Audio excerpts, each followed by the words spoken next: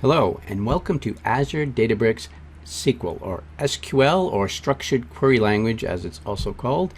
This is going to be a deep dive, meaning I'm going to get into all the features as much as I can cover and as much as I know about Azure Databricks SQL. My name is Brian Kafiki. I'm a data solutions enabler at Microsoft, and that means that my goal is to enable enterprises to leverage the value that is data. Data is the new gold, and my job is to make sure that people can reap the value of that investment. So that's what I do, and it's a great job, and that's why I got into Databricks with such fever and passion, if you will. And I do want to point out that I'm wearing my Power BI shirt. So very into Power BI these days too. It's a great way to get visualizations and analytics. And it's kind of two sides. So whereas Power BI is designed for more that visualization and getting that kind of value out of data, Power BI in itself isn't a data platform, it's a visualization tool. So it lets you get at things and do it great quickly, whereas Databricks is focused on big data, machine learning, and visualization and doing that sort of heavy lifting. So, and they can work together. You can connect Databricks clustered data to Power BI, and you can get the best of both worlds. So the first thing I need to talk about is, and by the way, I did a video not long ago. Please look it up. I'm going to put a link at the end of this so you can go to it easily. But if you don't know anything about Azure Databricks, then I invite you to go look at that. It's an Azure Databricks overview. It kind of tells you what's so great about it, why I love it, why I think it's so cool. But beyond that, what I want to talk about here is SQL, and I'm going to do more of a deep dive on specific segments. My goal is to sort of step through and focus on the different ways we can interact with Azure Databricks. So the first one, it's primary built into Spark, I'll talk about is SQL, but we can also use Python, and we can use R, and we can use Scala, which is kind of the language of Spark. And we've got a few extra utilities and goodies that are thrown in by Databricks. So we got a lot of stuff here. But at the core of what Databricks is, if you're just trying to get a quick handle on it or you need a refresher, at the center of Databricks is Spark. Spark is an in-memory, scale-out architecture for big data. What does that mean? Well, I've used the analogy before in case you're not that familiar with this kind of thing. You need to search through, say, a phone book. You want to find everyone who lives on a street, like Main Street. You don't care what city, but just Main Street. And you could do this scale-up architecture, which is on a single machine. You could take this phone book and give it to a single person, right? And they could try to search as fast as they could. That's called scale-up. Or you could split it up by last name. A's go to this person, B's go to this person. Imagine last names like that, and hand it to a set of people, and each one would just have the last name beginning with a certain letter. And that's obviously going to go a lot faster. And then the cluster manager, essentially the one that submitted this request, is going to get a result back, and that's fast. That's scale out. So the one of the first major platforms for the scale out architecture was Hadoop. Hadoop is writing and reading to disk, and it uses a special file system called HDFS, the Hadoop file system. Spark does not rely on HDFS, but it can certainly read from it and use it. But Spark is actually in memory. So the idea of Spark is it realized that I/O, reading and writing to disk, is very slow. If you can avoid it as much as possible, you can get much better speeds. So Spark can get up to 100 times faster speeds than Hadoop. It's also, it can schedule in a way that is more interactive, so it doesn't have to be batch. And it's got a lot of great features. And Databricks on top of that is even faster than traditional Spark. So you get really amazing speed and a lot of functionality. So before I get in, I just want to talk a little bit about it, give us a little context to what I'm talking about. Azure Databricks offers a set of tools in a collaborative, single portal, one-stop shopping kind of point and click, really easy to use environment. And that's you get that right within Azure Databricks as a software as a service. So it's even better than platform as a service. You just use it, you have fun with it, you shut it down, you don't pay for anything you don't want. Clusters can shut themselves off automatically by a timer you set. So it's really great that way. And the tools you get at the center I want to kind of focus on is notebooks. So notebooks in the machine learning world are becoming the ubiquitous IDE of choice. Jupyter Notebooks is really popular as an open source platform for developing machine learning models, etc. And because it supports many languages, it's really gotten a lot of wide support. There's another one called Zeppelin Notebooks. And Azure Databricks has a proprietary specific notebooks which called Databricks Notebooks, which frankly I think blow away the doors of all the other ones out there just because it's very rich, it can do a lot of stuff, has some nice visualizations built into the notebooks without even needing to use external libraries. It's also specific and custom to Spark. Spark supports certain languages and interfaces and not others. So to my knowledge, there's no Julia interface to Spark. Maybe someone's going to write something. So it's sort of what we can do right out of the box. So I like that because it kind of avoids confusion, kind of limit me to what I need and don't let me get confused because we have a lot of tools out there already. I just want to have what I need. So that's what is great with Databricks notebooks. We can schedule those notebooks. So I can take any notebook. It's really just a program, and I can schedule it to run at certain times. A lot of flexibility on that. It's a little like, it's got a nice interface, but underneath covers, it's kind of like using probably cron or something similar because it does give you the regex expressions if you want to use that in your scheduling, which is powerful.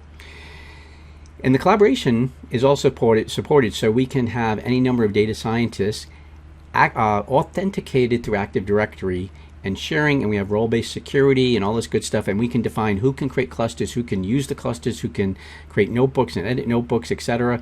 So you can imagine in a data science team, it's a great product for that reason because sometimes you can have a junior data scientist and you really don't want them creating clusters and you probably don't even want them editing your notebooks, but it might be that you want them to be able to read and maybe create some of their own notebooks until they get up to speed on things.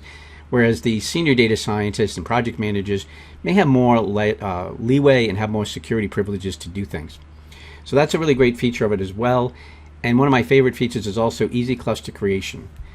When I first looked at Hadoop, I was kind of intimidated by all the work it takes to create and configure Hadoop clusters and HDFS and all that. And Spark is, I think, somewhat easier, but you still have a lot of work to do. Nice thing with Databricks is you can just click, and you tell it what you want, how you want it, layers of compatibility, all kinds of stuff, and it will create it. And it can dynamically scale up and down, so you can set ranges of nodes, etc. So really great. And again, look at my other video for more details on that, but it's just a great product. So I do want to kind of highlight this sort of environment, and what we're going to look at now is notebooks, because that's really the heart of it. That's where you write your code. And I want to talk specifically about SQL code and what we can do with that within Databricks. And by the way, I hope you like my new microphone. It's a Yeti so far. It's working well. I've gotten rid of the earset or headset. Hope it works better. Feel a little freer. So I hope this goes better. Let me know if you think the sound is better or worse, and I can see how I can adjust that. So looking at Apache Spark, this is just open source Apache Spark. What do you get out of the box? And you'll notice on the left we have SQL support. So people out there who have been DBAs or database developers who have probably felt a little disheartened because as things move into big data, their skills suddenly are becoming, say, irrelevant, they might think, and nobody uses SQL anymore, or everything's NoSQL. Well, guess what? SQL is making a massive comeback. I think SQL is actually, personal guess is going to actually continue to be the interface of choice, the coding language of choice in many parts of work with big data, as well as relational databases. And I think that's true because it provides an abstraction layer. When you look at Hadoop, it's not easy to work with. It's not intuitive, but SQL is. SQL was designed to solve the same problems that we're trying to solve today. It was designed to solve problems of working with different types of data and how do we consistently deal with it, and SQL came along. When big data tools first came out, they left SQL in the back and moved forward with other tools, but I think now it's turning around and SQL is making a big comeback in Spark and a number of other places where you suddenly see it's used. And it really never went away completely, because even with Hadoop, people put Hive on top, and HiveQL is very similar to SQL. But the Spark SQL is ANSI standard, so it's very powerful and very flexible. And this surprised me a little bit. It's got a lot more flexibility and features. I kind of expected a SQLite kind of thing where it didn't have everything, but it's actually very flexible. You can do a lot of great things. So this is kind of just to give you that thing. So we have all these other things, Spark MLive, I'm not going to talk about in the streaming. My goal here, though, is to provide a series of talks. And I say that a lot, but hopefully I'll follow up on all these. But this is the first one for Databricks where I want to focus strictly on SQL. Because I talk to customers a lot, and I want to give them a handle on things. And I like to understand how does something really work. And I found that in the Databricks documentation, it's good, but it tends to kind of try to ramp you up quickly and give you these sort of advanced solutions, and sometimes just, well, how do I really leverage the language? How does this language work? So I want to talk about SQL. I would like to do another presentation on Python, and there's a notebook that's available with this that I'll put on my site and the link, but it's unshared on GitHub, and you can take this notebook in. It's exported as a DBC file format, so you can just bring it in, and you'll get to be able to use all these features. So it'd be really great. But I like the idea of understanding, okay, just understand how can I use SQL, and then how can I use Python, and then how can I use R, finally Scala, and then some of the other things like the database file system things or Databricks file system things we can do. So I'm going to try to follow a sort of path like that.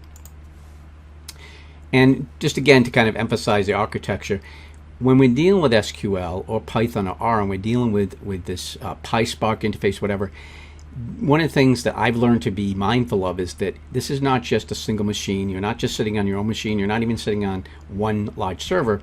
You're talking about potentially 1,000, 2,000, 10,000 machines under the covers. And that means that whatever code you write has to move, be copied and replicated to all of those nodes, which is a lot of work, which puts some constraints on how you code and what you're doing. Now, I think at some point, we will probably be able to not even think about the differences, that SQL or the interfaces we use for Spark will be ubiquitous. It won't matter. It'll be able to intelligently figure out what it's doing.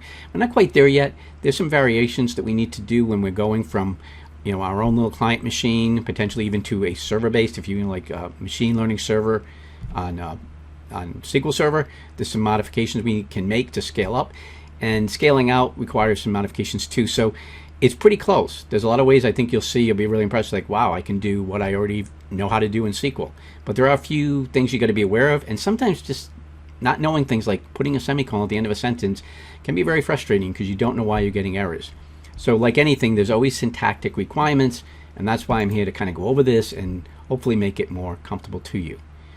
So again, this is a SQL deep dive.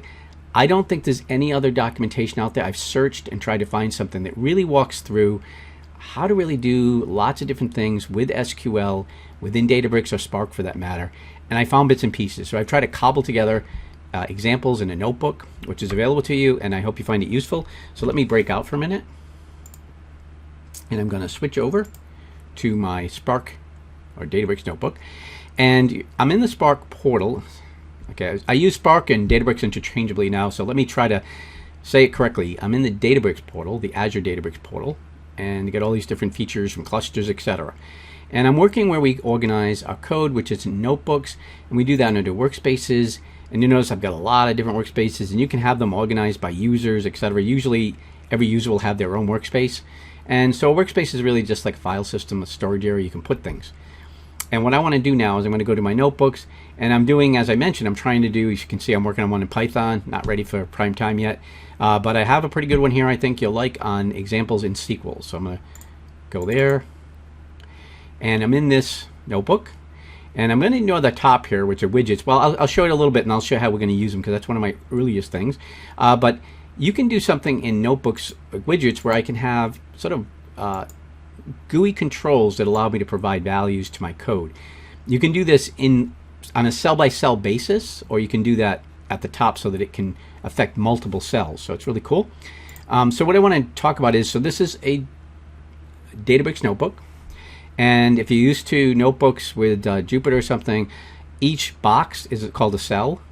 And when you get into the cell, the first difference you'll notice is in a Jupyter notebook, you define to the GUI what type of cell you're doing. But in here, we use a magic command, as it's known, to tell us what it is. So %md means it's markdown.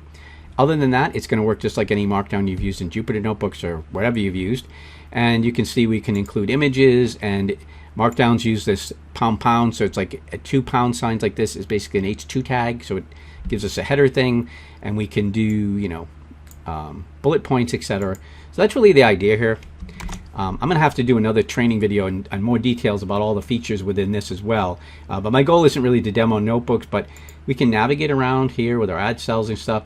So one thing with the Databricks notebooks is it tends to not work navigation-wise from the top as a Jupyter notebook does. It tends to work from within each cell. You can do things like set things up. You can compress a cell, so I can do that to expand and contract, which I actually really like. If I want to delete a cell, I just X it off and boom, goes away. And I can even attach things to dashboards and all kinds of cool stuff. So let me kind of go in here, and you'll notice it's a Python notebook, so you can use any Spark language within a single notebook. You're not restricted in Azure Databricks. However, by default, it's going to be Python. So I don't have to use a magic command to say I'm going to do Python. And this notebook is Python 3. When you create your cluster, you do have to select whether it's 2 or 3. I put 3.x because I'm trying to be moving forward, and I don't have really any code written in 2.x. All right, so let's kind of walk through here. And I have some links in here that are really I stole from Databricks documentation, you can see. But basically, those are useful links you can get to get more help on things. But you can see here, well, let's start with our first cell, %SQL. So when we want to do SQL in a cell, we just say %SQL, and then we can do as much SQL in the cell as we want. I'm going to use the describe command, which technically isn't a built-in command, I don't think, in Spark SQL, but it's a Databricks extension which allows me to do things like describe tables. So one of the really nice things in Databricks is that I can define local tables, and then I can use them. And if I want to know, well, what does this table look like, then I can do the describe command, and that will give me like a meta description. So what I do when my shortcut, which works the same in Jupyter Notebooks, is when I'm in a cell, if I do Shift Enter, it runs the code and advances to the next cell. So it's like stepping through your code. So you can see here, and it's got a, as I mentioned, there's a rich interface. I can sort by just clicking on this. It's a nice presentation layer. And I can do a lot of stuff here. I'm going to have to do more of an overall notebooks presentation, I can see, because there's a lot of cool stuff you can do. But I can do visuals, I can do bar charts, etc. I don't think I'd have the right data to do that, but I can do that. But again, focusing on SQL. So now I have another SQL, and I created a local table, and not getting too worried about that, but I can upload files directly and create tables interactively, and I'll probably do that somewhere else. But let's assume we have a table. And what I can do now is I can do like a distinct from this table, and I wanted to get a list of state province codes, or really names.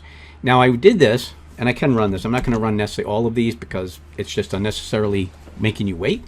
But I will point out that you can see the Spark job running. You can even go into the viewer and look at details, performance tuning. It will bring you into the Spark UI. Very cool. But you can see now I've got a list of state provinces. There's a method to my madness here, because what I'm trying to do really is I want to get a list of state provinces. I want to use that as a widget. So my focus at the beginning is how we can use SQL to provide widgets that give us some flexibility. So SQL actually has support for building widgets, which are these GUI things we see at the top. And what a widget is, it's a way we can sort of provide a graphical interface to our code so that we don't have to physically hard code everything. We can say, what state are you interested in looking at? What country do you want? So here we're doing a widget which is text, calling it Y. You can see it over here. And default is 18. So let's change that to 17 just as an example. And let's see, I don't think it changed to default, but let me run that one more time. Yeah, I think, good question. So let me show you how we remove a widget. I'll scroll down here a minute so I can regenerate the widget. We can remove a widget by saying remove widget and just give it the name. So I'm going to say Y, and it's gone. And then I'm going to go back up and create a widget, and hopefully it will work the way I was saying earlier. Yep, go here, create default Y, and then it did. So you can see now I have a widget here with default Y. Now what's the point of a widget? Again, I want to use that in a query, so I can take that value and I could enter something like 88 in here, and that becomes the value of that widget, which can then be used in queries. So I want to do a different kind of widget. I want to say create a widget dropdown, state province. I'm going to default it to Alberta, but I'm going to use a query. See, this is where I think the real power comes in. How many times do we have lookup tables that maybe have ICD codes in healthcare, or maybe it has status codes, or in this case, state province names? And I like to be able to dynamically filter queries based on that dropdown. I'm going to use an SQL statement to generate and load that dropdown.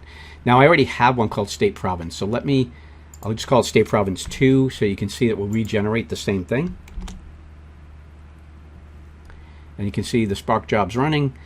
So this could be a very large set of data. Maybe you're trying to consolidate a single set. And you can see now I have a drop down. And notice I was able to set the default value Alberta, so I could do that. And one thing that's really handy too, when I first did it, I didn't do an order by and it wasn't coming up in specific order. I really like to have these state provinces sorted, and so I can do that.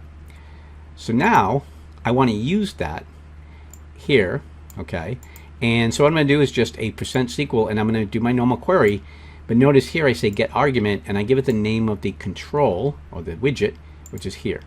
So I can run this and say, let's try running this query. Okay, California. But I could also say, gee, you know, they want Colorado. I was just there actually a couple weeks ago. Okay, so you can see that the results get filtered. So that's what's kind of cool about it. And if I go over to widgets here, you can tell what you want to happen when widgets change. So I could say run the entire notebook and update them, because I could have many different queries, and this is one of the cool features. Imagine I have visualizations and queries and things, and I want to be able to tailor it to a specific thing. And you can create dashboards within your notebooks. You can actually pin different parts of your notebook to a dashboard, and then the widgets become controllers for the dashboard. So a lot of flexibility there. If you use things like Shiny or those kinds of things, it's kind of where this is going. So it's pretty cool. And I've said pin to the top, which means it becomes like a frozen thing in Excel. As I move forward, I don't lose sight of it, and I can make changes to that. So really nice feature. And I hope you're also noticing just how easy it is to use SQL with Databricks, right? It's pretty cool. Now this is kind of cool. This is what I mentioned. I learn new things every day, and I didn't look very closely at this earlier, but I'm going to run this, and you can notice I've got these widgets, right? Let me just sort of run this, and it takes the values in the widgets and changes things. But what I can do is, just by the fact that I put this $sign, that's the key. When Databricks sees a $sign there, it automatically says, oh, you want a widget. So it dynamically creates the widgets you see below the query, and you can then tailor the values to it and make it whatever you want. But what's really cool is I can click the little edit button here, and I can say, I can change the label. So I could say something like is smoker. I don't like spaces and things. My database background have been burned, but you could do that. But I'm going to say is smoker. The variable that I've called it is smoker. I don't want to change that, but I could change it to a drop-down list or a combo box, etc. So let's try it as a. I'll do a drop-down and give it choices. Smoker is Boolean, right? So it's going to be 1 or 2. I mean, sorry, it's actually 0 or 1. And save it. And notice it now says is smoker. And I can do a drop down, and I can say no, they're not a smoker. And notice it's automatically, I updated it, it's running the query and give me the result back. And hopefully it did it right. I don't see smoker. There it is, smoker, yeah. All right, so that's pretty cool. You can, so again, looking at these widgets, you can get a lot of tailorization. So I actually did that down here. Same idea, I did a Boolean, and here I decided I wanted to create the race area for race, and you can see I've given it 1, 2, 3, 4. So the race column, it is not textual. I could put text in there, but this is not. So I can go through here and say, yeah, we're racist 2, generate the code, smoke a Boolean. I'm doing probably something not good in the filtering. Pretty sure 3 is out there. But anyway, that's the idea of what's going to go on there. Now another table here just to get familiar is I'm going to say select asterisk from store sales. And here I want to look at like state codes. I think that's really my goal. Maybe I want to select more than one state code. So in this query, I'm going to say where state is in $states, and then sales is greater than $sales. And notice I've got my sales limit, so that's just a text box, nothing fancy there. But here, I've actually defined it as a multi-select list and gave it the values that can hold. So I'm able to pick. I can say I want that, and notice it just runs it, and I can then do Control VT, and it will run it. I don't have a VT, and I can do that. And you get Rhode Island and Mass. So you can see from here, and it's if the sales is greater than. So I actually am able to use an in command by using the multi-select, and then I could actually have multiple selections. So again, I think that's a really cool thing, and I hope you agree.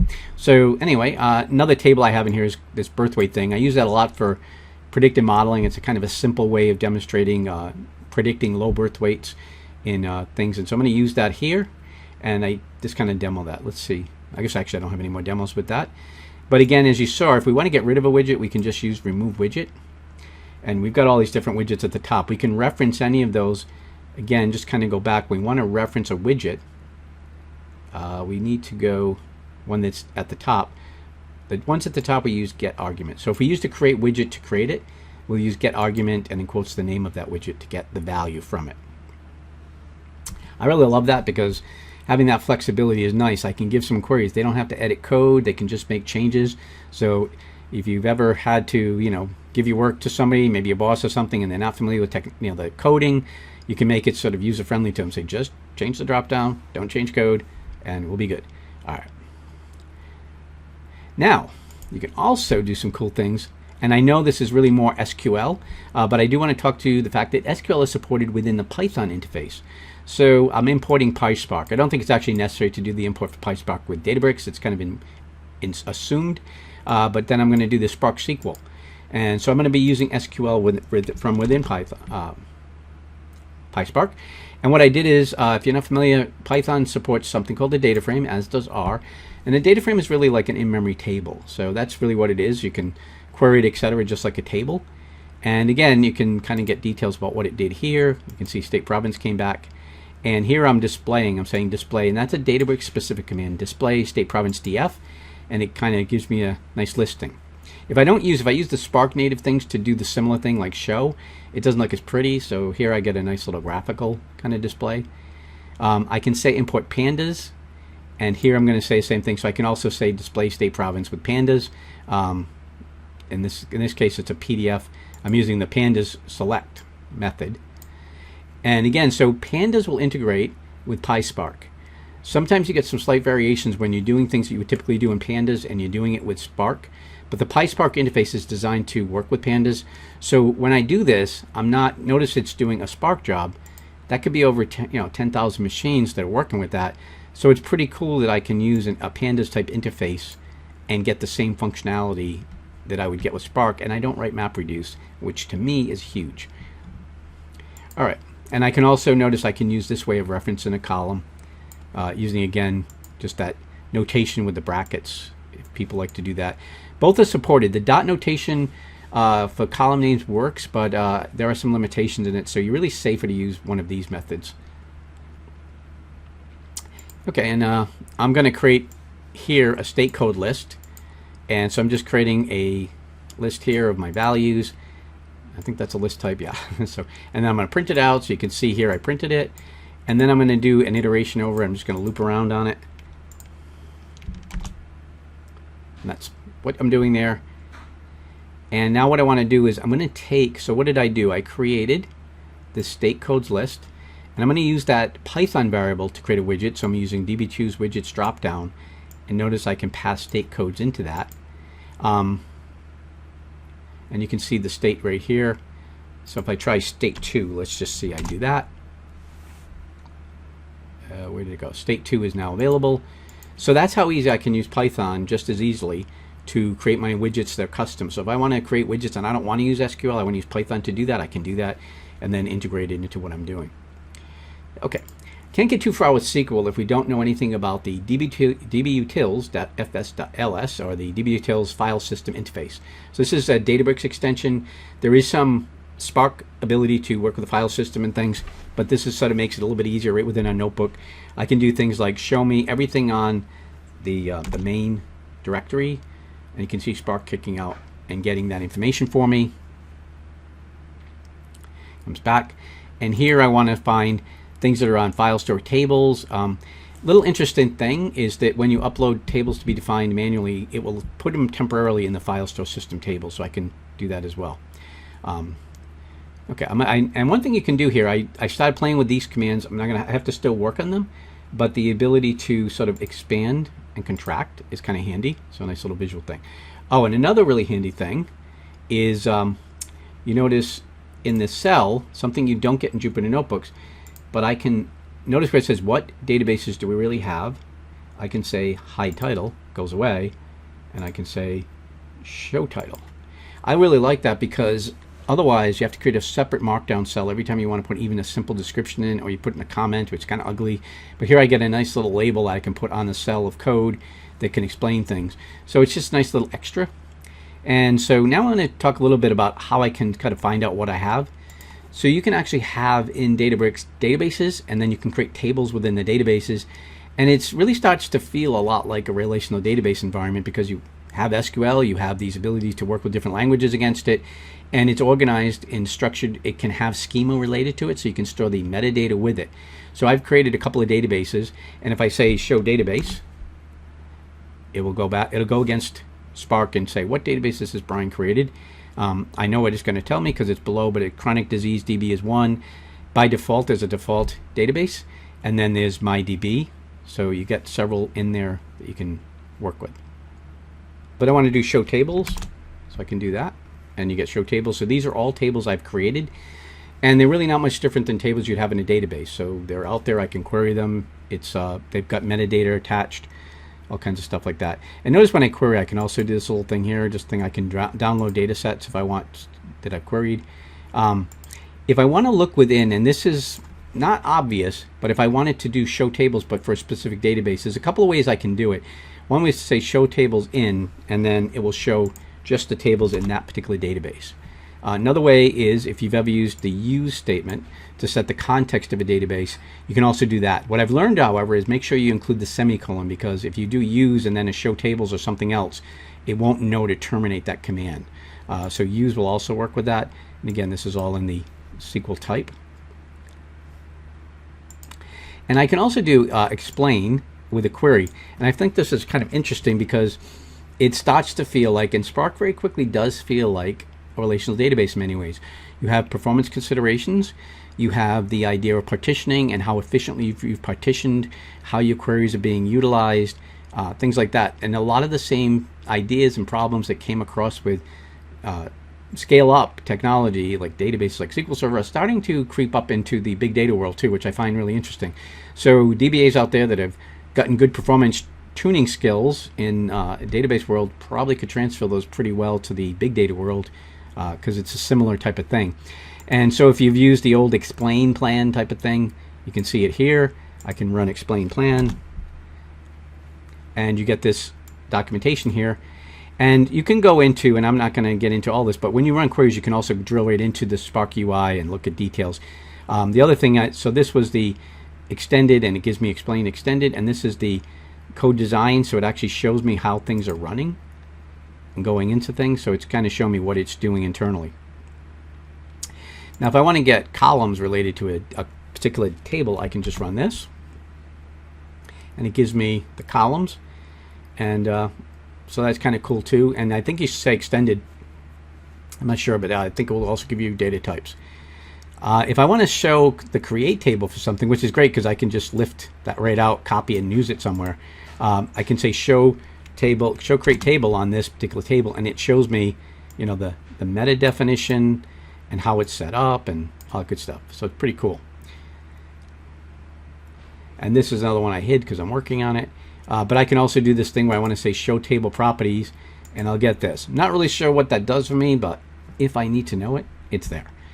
And I can truncate tables, so I found that kind of interesting. You can, this one I don't have set up. I can do it to a particular petition, but good to know. You know, I really like that. I've used that for many years, and if I'm doing some sort of ETL work, a lot of times you have staging tables. You truncate, load them, and then move data where you want. Truncate's there. I love that. Show views does not work.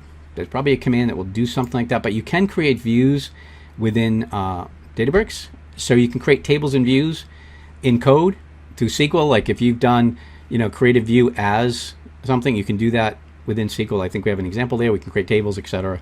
So kind of cool. So I'm showing you here, it does not like show views. All right. Here I can say create a temporary table, and I'm not really going to demo this, but you can use Parquet. So Parquet format is a highly efficient, Spark specific, really fast to basically work in memory, so it can suck it in quick and use it. So you can create tables using Parquet and do all kinds of cool stuff. And this compression Snappy is a way to kind of leverage some of that even better. And not get into details. I just started reading about that myself the other day.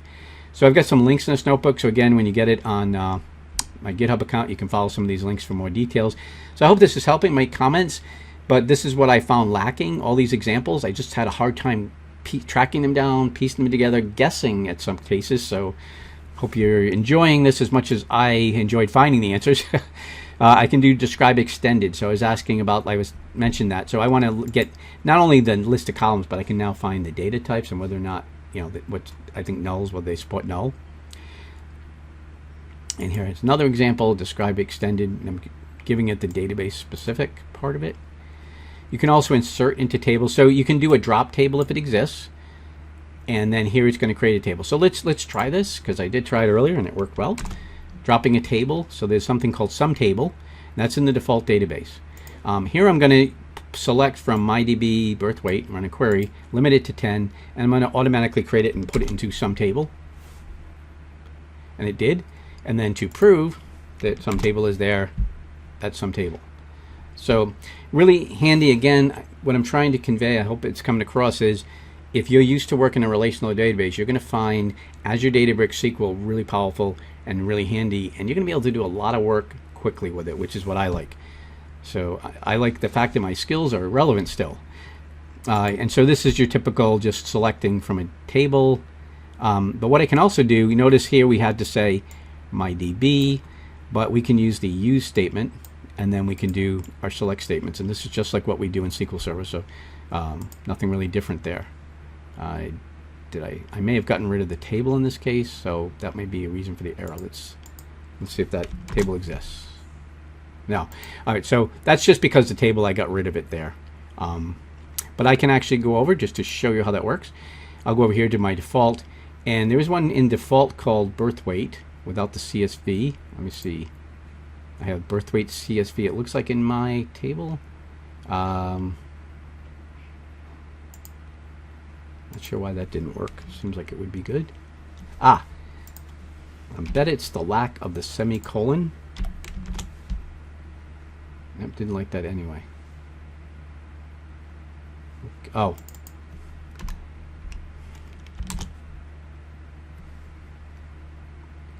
I'm just going to change this to an asterisk. Okay, so a couple of things. I had coding errors.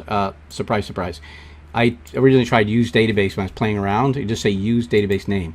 Make sure you have the semicolon as I mentioned. And I messed around with this particular table, and so it didn't like the fact that I was trying to specify columns that no longer existed, so I just changed it to an asterisk. If data changes and I need to refresh it, I can use the refresh command. So if I'm working and I know somebody just did an ETL into that table, I can just refresh the data. Okay, this is just another query, so not much there. If I want to do views, I can again say create a replace view, and I can create a view on the fly, and it will just create that for me. And this is where I'm selecting, but only where low is equal to 1. And this is really all I wanted to point is now that I've created this view, my low blah blah blah here, I can now run that, and I can limit things if you haven't seen that already. Again, I'm not going to run all these queries. They do work, and you can play with them. Assuming I didn't break something, I can create a temporary view. The word temporary there, and what that means is the view will only exist as long as I'm in my session. When I exit and come back later, it will be gone, and I can just recreate it. So you can create permanent views like you would in a database, or you can just use these temporary views. And then you get this. Yeah, I think there's a problem with lobe existing. I can try to run this. I don't know if it'll work. Yeah, I don't think it likes this. Let me just get rid of that. I think it'll work. Yeah, so that low column disappeared. So just so you know, it really does work. One of my favorite things in relational databases is available also. Remember, this is ANSI SQL, and that's the ability to use something called common table expressions. Common table expressions are our ability really to kind of have a subset of a query. It's a query that stands alone, like maybe it aggregates total sales by state. I'm going to say, okay, that's a piece of what I'm going to need in my query, and then I need total average sales by state and zip or whatever it is. And then I want to put all these queries together. So typically they would be table expressions, which are put in the from clause. And I am not a fan of that because I think it makes SQL really hard to read. I'm limited intelligence here. I need to have it broken out. So I really love CTEs because CTEs, common table expressions, let us kind of create a modular view of how we're creating our queries. So we can kind of build it in pieces, and then we can just put it together. Now, common table expressions have a feel of views. They're kind of like temporary views, but they only exist until you write the final query. That's it. They're really meant as a way of building a larger query. So they're building blocks. So to do a common table expression, and this is exactly like SQL Server, I say with my name is the table expression, as, and then I give it in parentheses my query. So you can see I'm saying select race, and I'm doing a cast here to get an integer because it was giving me decimals and it was kind of ugly. And I can do renaming of columns with the as, birthweight, etc. And then I can do as country here, and then I can say select here from here. And so I get this output.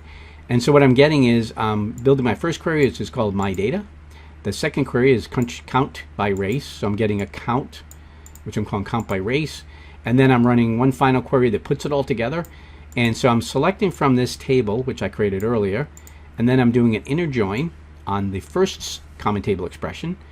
And I'm doing a join. I have to find the key to join it on. So I'm joining it on the race code. And the second one, I'm also doing that. And I'm joining on a race code. And you can see below, I've got the thing here, and I can see, oh, there's my birth weight that came from the, which CTE? That came from the first my data CTE, I believe. And count by race is the second one. And so it's kind of cool. You get everything all there. So common table expressions can get very complex. They can do very powerful things, and they can be used with things like inserts and updates and things to make it extra powerful. So take a look at those. And again, this is where I kind of said, can I really do what I can do with good old SQL within Spark and Databricks? And the answer is, yeah, you really can do a lot of that stuff. So it's pretty cool. Now, one thing that it does not support, which SQL Server does, is a pivot. So fortunately, you can use plot options, and I can pivot this way. So you can see here I'm creating a pivot table, and I can then pivot data. So if I go this way, I don't have a pivot table. I've got count by race. But if I go this way, because of the way I've defined it, I'm able to say series grouping race, count by race, and I can even have it do different things. But this is really a single row of data, and so I can pivot data. So again, one thing I really like, and I'm going to have to do a whole video just on this, is the power of this GUI here cannot be overrated. It's really good. You can do bar charts, scatter charts, line diagrams. You can even map to a map like the US or the world, and it will pick up countries and map them onto it. It's not quite Power BI and Databricks, but it's probably like half as good as Power BI and Databricks or something along those lines. It gives you a lot of flexibility, and of course you still have the ability to use Python, Seaborn, MATLAB, or whatever you want to use. You can use R, ggplot2, whatever. But this is just out of the box. It's like right in here. You can play with things. So really powerful analysis tool. Let me go back here. Another thing I really like. So if you're using, if you're used to case statements, you can do that as well. So you can see here, I can say select, and then where race is this. So I can label data based on this. I don't really know what the numbers mean, so I'm just making it up. And but you can see here, I'm actually able to group the data, and then because I pivot, it becomes the headings for my data. So again, this is a way I can kind of use visualizations combined to get a sort of pivot. You can. This is a way to manually pivot data, where I can basically use the case statement and sum it, and then I can sort of create the pseudo case. Because what I'm doing is I'm saying, well, if it's here, then make it 1. So this is a case I want to pivot. I'm trying to get a count of something. So how many of each race? I can say that, and then label each one. And you can see now I'm getting a label here. Not completely pivoting it across in one row. I could sum it, I guess, or something. But that's a way to sort of simulate a pivot. Many databases do not support pivot. I know when I used to use Postgres, it did not have a pivot in it, and I went to a lot of work trying to create a pseudocode one, but sometimes it's a little bit difficult. So here you can kind of do it within the GUI. All right, so we've got some things here. I think I've talked about widgets enough.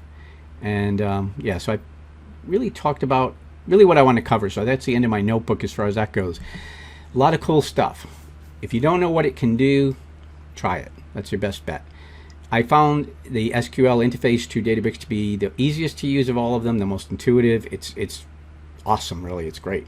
And I think for that reason, Databricks is actually being looked at more and more as a potential place to do actual data warehousing and do your data warehouses there, because you can support any data types, you can do any size, any scale, and you've seen that we have metadata. It can have metadata, but really cool stuff. So I hope you like that. Let me get back to my riveting slideshow.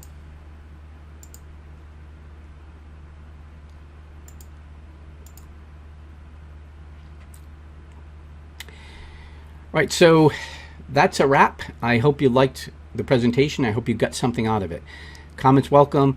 Share, subscribe, tell your friends, collect, trade, all these things are YouTube videos. My goal of this is really to try to help people get the most value out of these products and tools and open source, whatever. The point is you got to leverage them, and I'm really amazed. That's why I'm planning to do a series of presentations on Azure Databricks, because there's so much functionality that is just not obvious there, and you can do a lot. But it reminds me a little of when I learned PowerShell. Not everything's obvious and right on the surface, and I think sometimes the people who are steeped in these tools forget the simple things that people may not realize, like the titles thing or some of these other things when I showed you the widgets. And they're very cool and powerful, and sometimes it's good to kind of be able to walk through those things and not get sort of weighted down by Internet of Things and massive data and all that. So I try to focus on just what's there. So I hope you like that, and see you next time on YouTube. Take care.